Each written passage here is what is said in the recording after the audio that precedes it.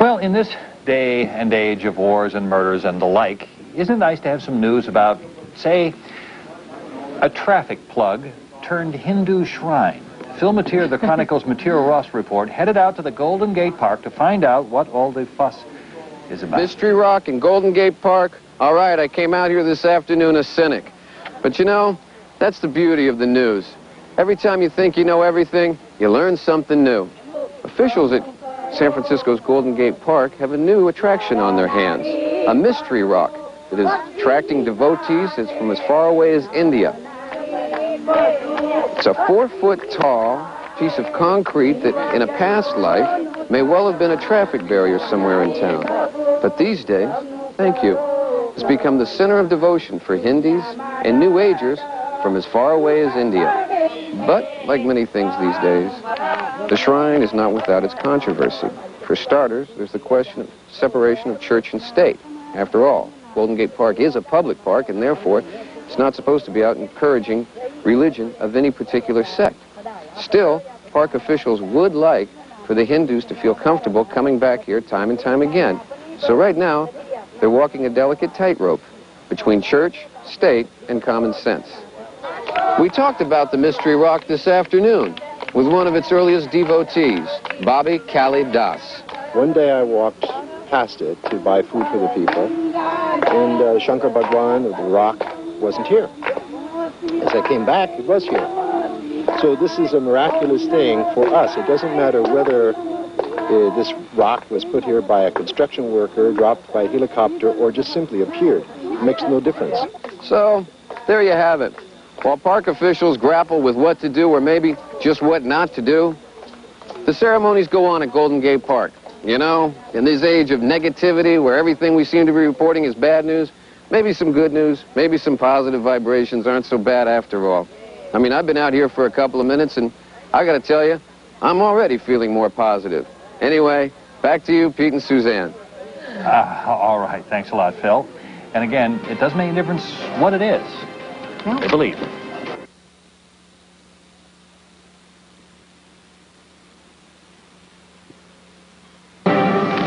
Originally, it was set down as a traffic barricade. Now, the only people it stops are worshipers. CNN's Greg Lefebvre visited a world-renowned shrine in San Francisco's Golden Gate Park that rose from very humble beginnings. Hindus come from around the world to worship before it. Naturists say it soothes the spirit. Buddhists pray at its feet. It was once a granite traffic barricade at San Francisco's Golden Gate Park. It's now revered by thousands as a monument to the Hindu god Shiva. One day I walked past it to buy food for the people, and Shankar Bhagwan of the rock wasn't here. As I came back, it was here. So this is a miraculous thing. Mystery solved thanks to Jim Wofford. 4 years ago, he moved the stone there, as he's done with hundreds of stones in his job as a crane operator. We just placed it there in case they wanted to put it somewhere, maybe for a traffic barricade or in an entrance to a building. It makes no difference.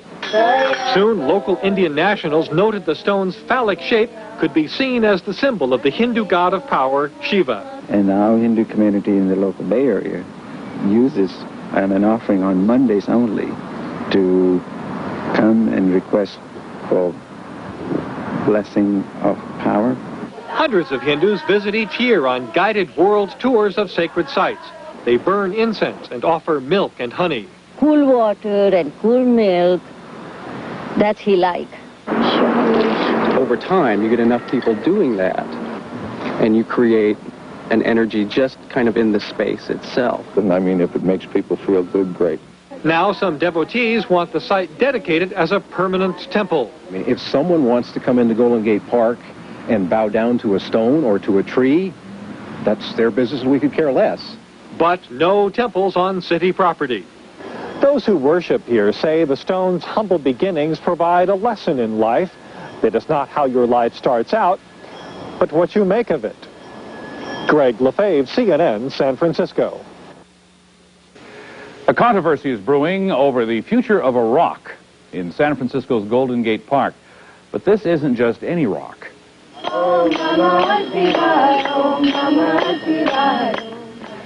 The solid granite stone, once a traffic barrier, has become a place of worship and meditation. The city's Parks and Recreation Department says the stone's going to go.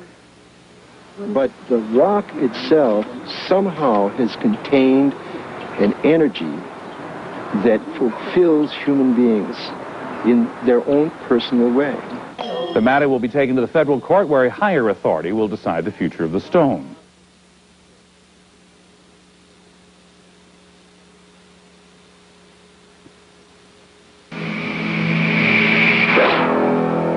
Well, this is one of those stories that you have to see to believe. And when we first got wind of it, we knew just the man for the job, our very own George Chiccarone. George, this is a strange one, even for you.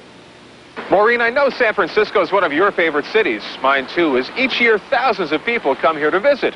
Well, now even more people are on their way, and you're not going to believe what's bringing them here. It's a 4-foot granite stone that mysteriously appeared in San Francisco's Golden Gate Park. Only some see it as much, much more. Mahadeva Shambho, Mahadeva Shambho. It's become a holy place, and it's getting stronger every day.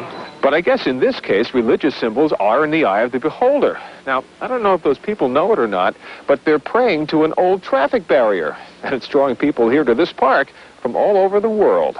Yep, it's a traffic barrier, all right. You can see them all over the streets of San Francisco. Pretty commonplace, actually. Only this one has been getting a heck of a lot more attention. Well, it was a traffic barrier. That doesn't matter. It's become a Shiva Lingam. It's become blessed.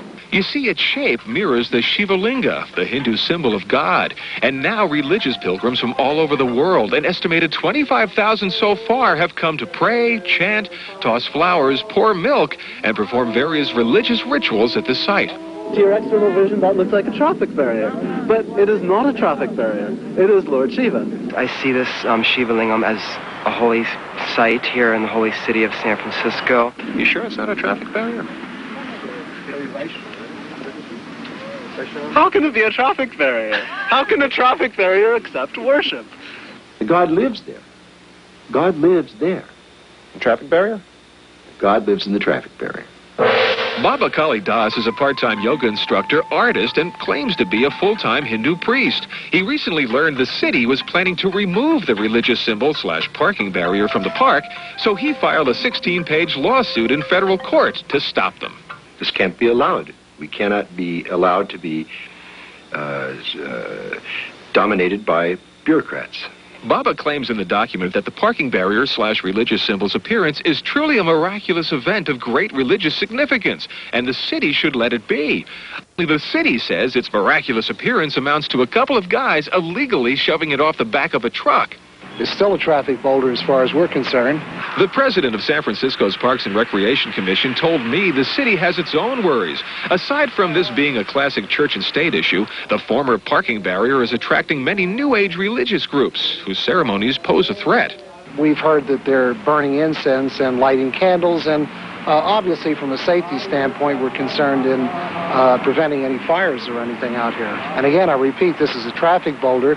It may be this fire hydrant out here or the front door. Someone could come by tomorrow and decide that that's a shrine. But as far as we're concerned, it's a fire hydrant and it's a door. I don't mean to belittle anything. Some folks might snicker that there's a bunch of people that pray to a traffic barrier. In your mind, you're not going to lose any sleep over it. Let me put it this way to you. Beavis and Butthead snicker constantly. They're a reflection of America, constantly snickering. Well, before this turned into some kind of holy war, I remembered what one woman said. It's not a traffic barrier to them. You know, to them it's a symbol of their religion. So I reevaluated the situation, and with renewed inspiration, I asked the city to give the parking barrier/religious symbol to Baba and let him find a place for it. And you know what? It worked. I would very much like to make a present of this symbol to you, and we would be happy also to help you move it if you would like to provide an appropriate shrine for it somewhere. So you're saying in some small way a current affair has paved the way of bringing these two people at odds together in humanity and kind of... Yeah, that would be fair to say, yeah. I accept the Shiva Lingam if it's true, and I will then build a temple for all people, all races, all persuasions. Peace. Chronicles film material told us about the makeshift shrine last year and has this follow-up report. Remember last October we told you about the traffic barrier turned Hindu religious shrine in Golden Gate Park? It was attracting attention from all around the world.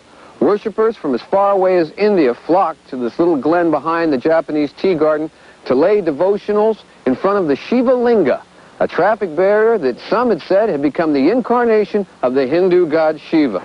Well, now we're back in Golden Gate Park, and guess what? It's gone. And where did it go? Well, this week, park officials said, right to the garage of Kali Ram Das, the man that fought to keep it alive.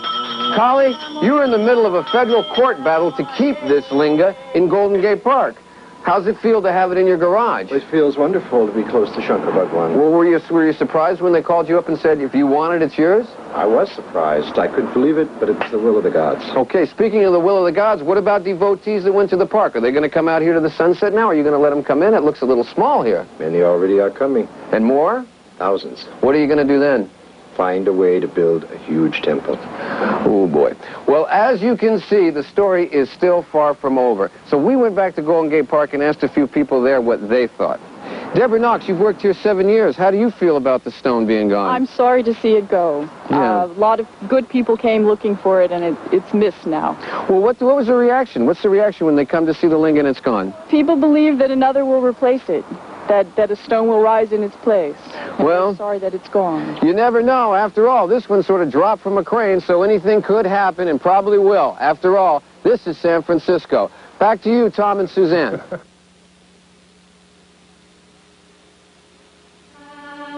Om Namah Shiva. Om Namah Shiva.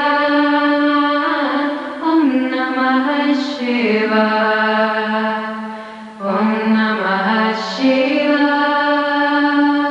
Om Namah Shiva. Om Namah Shiva. Om Namah Shiva.